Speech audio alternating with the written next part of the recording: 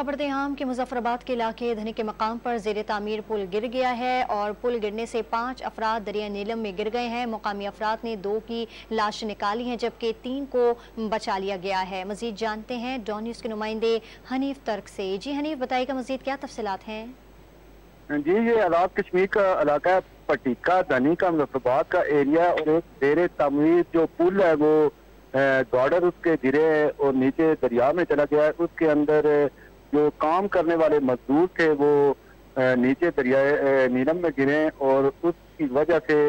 जौन से हैं वो 2 की तो डेथ की तस्दीक हो चुकी है और 3 जख्मी है, जिनमें से एक की हालत काफी ज्यादा तशवीशनाक है और उसको भी करीबी हॉस्पिटल में मुंतकिल कर दिया गया है। FHO जौन था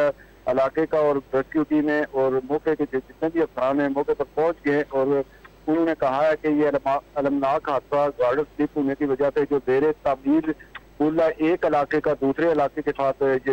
राब्ता करने वाला पुल था वो स्लिप हुआ गार्डर, उसकी वजह से पूरा पुल क्रैश कर गया जिसकी वजह से ये नुकसान हुआ है। 2 मजदूर जहाँ थे वो जहाँ भाग तो 3 जख्मी हुए हैं, जिनमें से एक की हालत काफी ज्यादा तशवीशनाक बताई गई है, जिन्हें मजीद उसको